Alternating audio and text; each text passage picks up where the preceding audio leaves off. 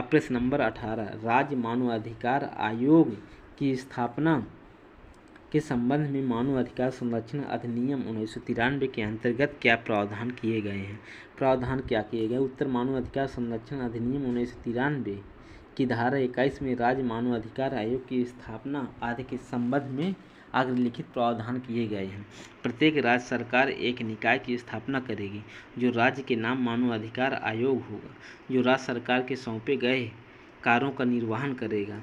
दूसरा, प्रत्येक राज्य आयोग की संरचना निम्नलिखित से होगी। पहला, आयोग के अध्यक्ष जो उच्च न्यायालय के मुख्य न्यायाधीश रह चुका है। दूसरा, एक सदस्य जो उच्च न्यायालय के न्यायाधीश रह चुका है, अथवा तीसरा, एक सदस्य जो उस राज्य के किसी जिले में जिला का न्यायाधीश हो या रह चुका हो। ऐसे सदस्य जिन्हें मानवाधिकार के संबंध में व्यवस्थित अनुभव या ज्ञान प्राप्त हो। तीसरा, आयोग का एक सचिव होगा। चौथा, राज्य सरकार द्वारा विनिर्दिष्ट किए गए स्थान पर मुख्यालय होगा।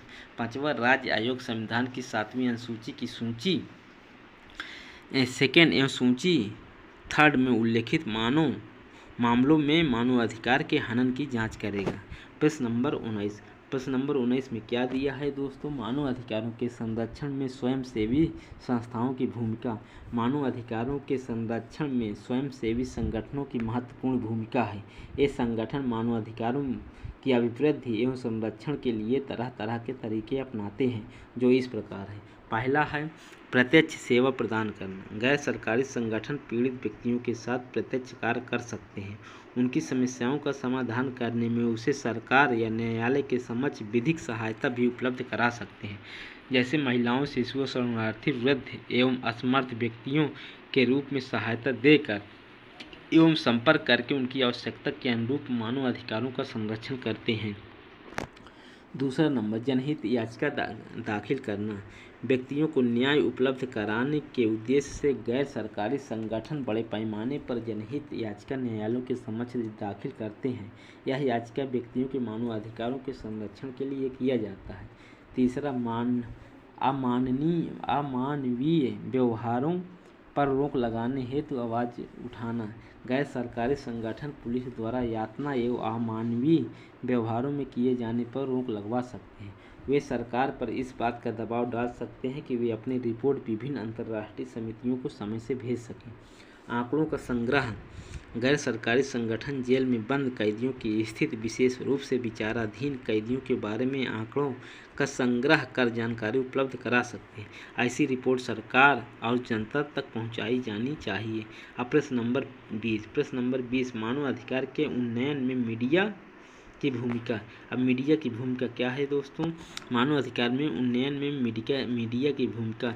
व्यक्ति के सर्वांगीण विकास के लिए वाक्य स्वतंत्रता अपरिहार्य है। वाक्य स्वतंत्रता में अभिव्यक्ति की स्वतंत्रता सम्मिलित है तथा प्रेस अभिव्यक्ति का सबसे सशक्त माध्यम है। इसके अतिरिक्त प्रेस को सत्य एवं अन्वेषण का सबसे सशक्त माध्यम माना गया है। भारत के संविधान अपने अनुच्छेद 19 के 1 के द्वारा प्रत्येक नागरिक को वाक्य तथा अभिव्यक्ति की स्वतंत्रता प्रदान करता है, परंतु यह स्वतंत्रता अप्रतिबंधित नहीं है। अब यह सुव्यवस्थित तथा सुस्थापित तथ्य हो गया है। प्रेस लोकतंत्र का चौथा स्तंभ है। लोकतंत्र की सफलता स्वतंत्रता तथा समृद्धि प्रेस पर निर्भर करती है। इंडियन एक्सप्रेस न्यूज़पेपर बनाम भारत संघ AI 1986 SC 515 नामक वाद में उच्चतम न्यायालय ने प्रेस को लोकतंत्र का चौथा स्तंभ बताया तथा प्रेस की सभी स्वतंत्रताओं की जननी बताया। स्टेट ऑफ वेस्ट बंगाल बनाम सुबोध गोपाल AIR 1954 SC 92 नामक मामले में उच्चतम न्यायालय ने कहा, संविधान के अनुच्छेद 19 के 1 के अधीन प्रदत्त अधिकार व्यक्ति के मूलभूत एवं महत्वपूर्ण अधिकार हैं और ये नैसर्गिक अधिकारों के रूप में प्रत्यभूत हैं। ये स्वतंत्र देश के प्रत्येक व्यक्ति के व्यक्तित्व में समाहित है। वादी श्रवण बनाम state of Tamil Nadu AIR 1983 SC 361 नामक वाद में यह स्पष्ट किया गया है कि देश के प्रत्येक व्यक्ति को वाक्य तथा अभिव्यक्ति की स्वतंत्रता का उपयोग करने का अधिकार है तथा किसी कारण कारागार में निरुद्ध होने मात्र से यह अधिकार समाप्त नहीं किया जाता है। भारतीय संविधान इस मामले में साधारण व्यक्ति तथा कायदे विभेद नहीं करता है। प्रश्न नंबर 21 दोस्तों, प्रश्न नंबर 21 में क्या दिया है? विधिक सहायता प्राप्त करने के अधिकार की विवेचना कीजिए, अथवा मानव में मानव अधिकारों के प्रवर्तन के विधिक व्यवसायों की भूमिका। अब उत्तर, न्यायालय के निर्धारण एवं निरीक्षण को शरण देने में समर्थ होना चाहिए। M.H. होस कोड बनाम महाराष्ट्र राज्य 1973 के बाद में उच्चतम न्यायालय ने कहा है कि विधिक सहायता दिए जाने का अधिकार अनुच्छेद 21 में निहित है। इस दृष्टि से ध्यान में रखते हुए संविधान के 42वां संशोधन 1976 द्वारा अनुच्छेद 39 का जोड़ा गया है। अनुच्छेद 39 का राज्य में यह निर्देश देता है कि वह यह सुनिश्चित करे कि विधिक व्यवस्था इस प्रकार काम करे कि सभी को अवसर के आधार पर सुलभ हो और विशिष्टतया आर्थिक या किसी अन्य नियोक्ता के कोई नागरिक न्याय प्राप्त करने के अवसर से वंचित न रह जाए तथा उपयुक्त विधान द्वारा किसी अन्य रीति से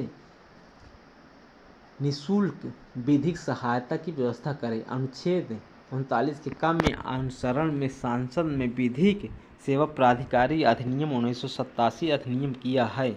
यह उपबंध उद्देशिका में नागरिकों को जिस समान न्याय का वचन दिया गया है उसको सुनिश्चित करने के लिए अधिनियमित किया गया है।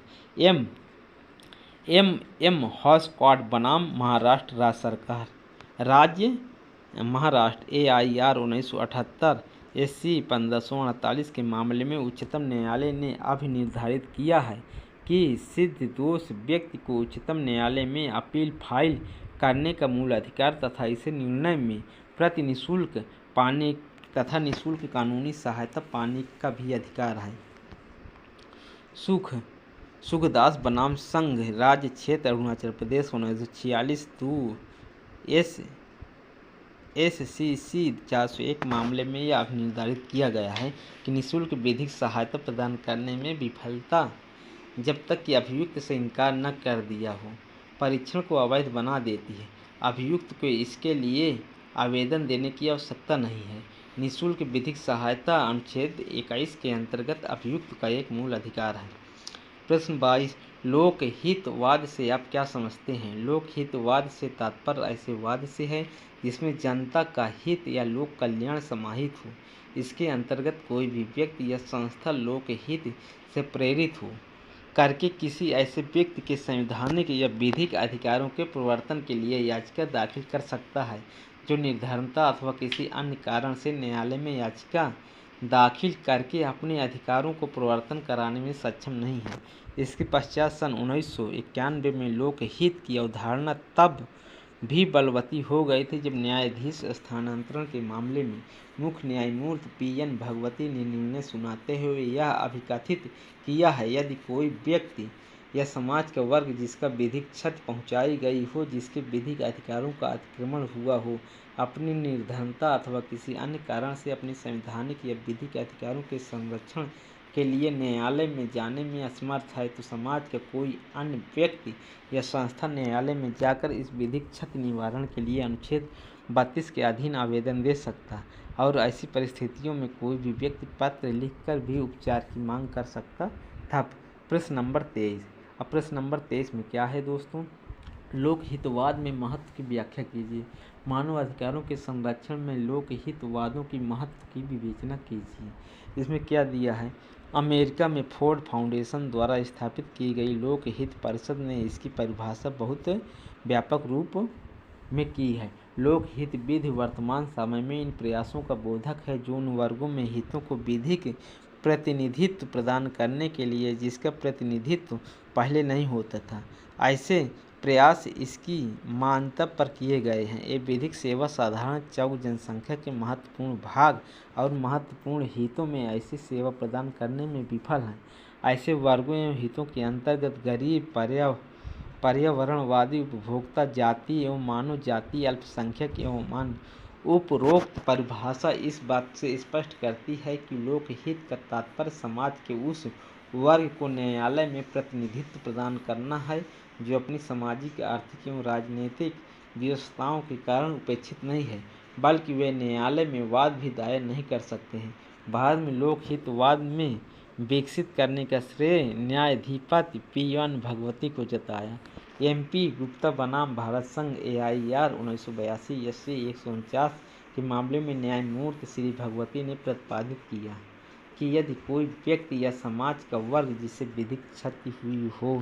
दोस्तों, वीडियो अच्छा लगा तो लाइक, शेयर एंड सब्सक्राइब कीजिए।